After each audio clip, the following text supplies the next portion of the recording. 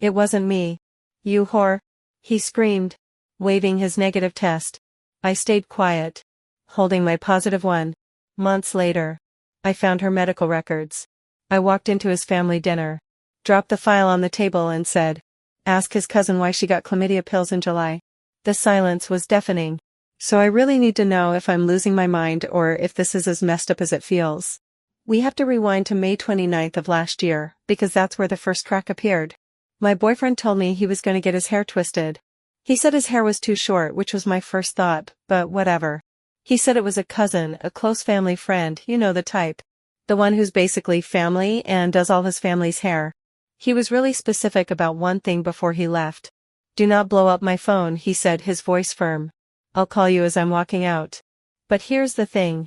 We had a hotel room for 2 nights. A non-refundable room that I paid for, and he chose this specific day to disappear for a haircut that could have happened literally any other time. He was wasting my money. So yeah, I blew up his phone. I'm not even sorry about it. And as I was sitting there getting more and more pissed off, this little voice in my head just screamed at me. I opened up his location, took a screenshot and saved it. I just knew it would come in handy later. Good thing I did. He was gone for 9 hours. 9 fucking hours. My calls went straight to voicemail. Had put his phone on Do Not Disturb. At one point I'm pretty sure my number was just straight-up blocked. Then finally he called. Not as he was walking out the door, but when he was already on the highway, the sound of the road roaring through the speaker. Fast forward to mid-June. I started noticing things. A funky discharge down there, just a general feeling that something was off. I documented it, went to the GYN, and after a couple of visits I got the call. "Your test came back positive for chlamydia." The words just hung in the air, cold and clinical. My hands were shaking, but I called him immediately. I tried to keep my voice even. "Hey, I just got back from the doctor. They said I have chlamydia. We need to figure this out." The silence on the other end was heavy. I expected confusion, maybe denial. I did not expect what came next. His voice was pure venom. "It wasn't me who got it. It was you. You whore." I couldn't even process it. I was the one who was sick, and he was the one attacking. He flat out refused to get a proper swab test. He would only provide a urine sample. I told him what my doctor and several nurses I called afterward told me: for men a urine test is far less accurate. He didn't care. And of course his test came back negative. I was so confused that I even went back and gave a urine sample myself. Mine was positive again. How could this be? In that moment I realized the whole dynamic had shifted. He had a piece of paper that said negative and he was going to use it as a weapon. For months that piece of paper has been his proof. Proof that I'm a dirty, cheating liar. Every time I brought up the 9-hour hair appointment, he'd just wave his test result in my face metaphorically. He had his evidence, and all I had was an infection and a story he'd convinced me sounded insane. He almost had me believing it too. How do you even begin to defend yourself against that? You don't defend yourself against that? You just live with it. For months his negative test result was a wall between us.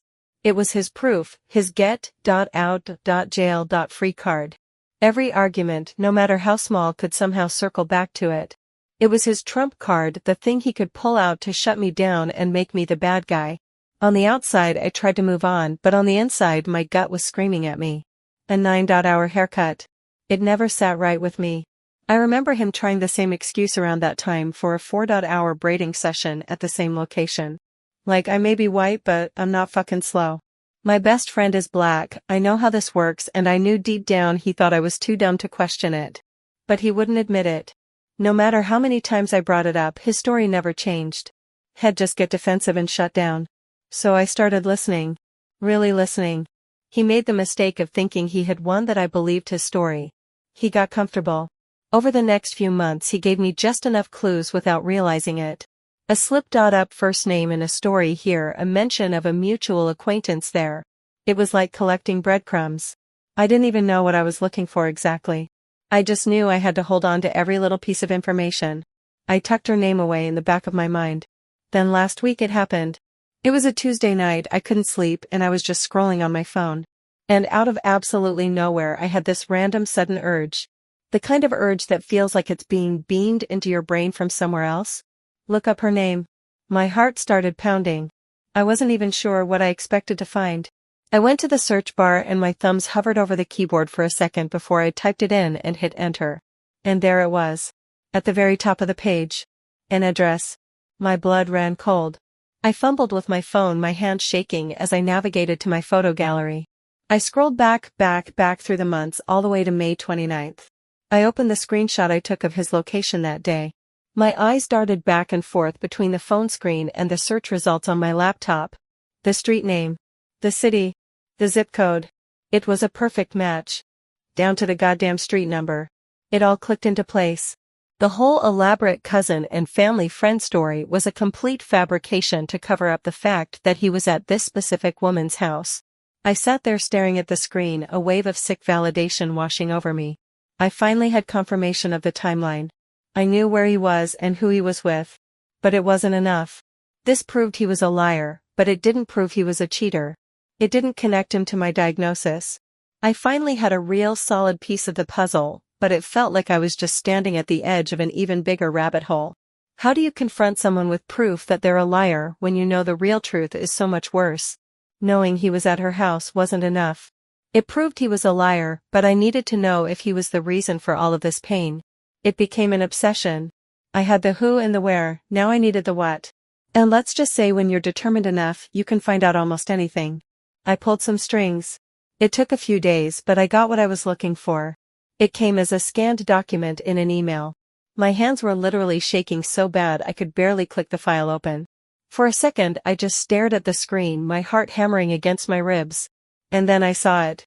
Her records. Right there in black and white next to her name, a diagnosis of chlamydial infection. And the date she picked up her antibiotics from the pharmacy. July 3, 2023. May 29th, his 9-hour haircut. Mid-June, my symptoms started. July 3rd, she gets her medication. It was a direct link. A perfect, disgusting, undeniable timeline that connected all three of us. I fucking knew it. The relief I expected to feel never came. Instead, it was just this cold, heavy certainty that settled in my stomach. The what if was gone, replaced by what now. From there, it was easy. I found all her social media. And honestly, that part just made me feel worse. She's exactly the type of girl he always claimed he couldn't stand, the kind he would openly make fun of. And that for some reason made me feel even more insecure. Was our whole relationship a lie? Are his preferences a lie too? I know he contacted her after I first got my diagnosis, because he told me he did. He said he asked her and she swore she didn't have anything. And he believed her. He chose to believe the woman he lied about seeing over his girlfriend of years, who was sitting right in front of him with a positive test result. Even now he refuses to admit he cheated. Anytime I bring her up, he gets incredibly defensive, protecting her as if she's the victim here. This snake not only gave him an STD and let him pass it to me, but she looked him right in the eye and lied about it. And he's still protecting her. So now I'm stuck. For months I've been the crazy cheating whore. I've been mistreated and gaslit all while he's been defending the real source of the problem. Now I have this folder of evidence. The screenshot of his location, the date, her name, and a copy of a medical record that proves everything. I have the smoking gun. In fact, I have the whole goddamn murder weapon. But what the hell do I do with it? Do I print everything out and confront him, knowing he'll just explode with defensiveness and more lies? Do I try to contact her somehow anonymously and let her know that I know? Or do I just pack my shit and leave without another word, letting them both wonder how I figured it out? I fought so hard for this truth, and now that I have it, I'm completely paralyzed. I feel so deceived and disgusted, and I honestly don't know what to do next. WWYD? Seriously, I need any advice you can give me. Please help.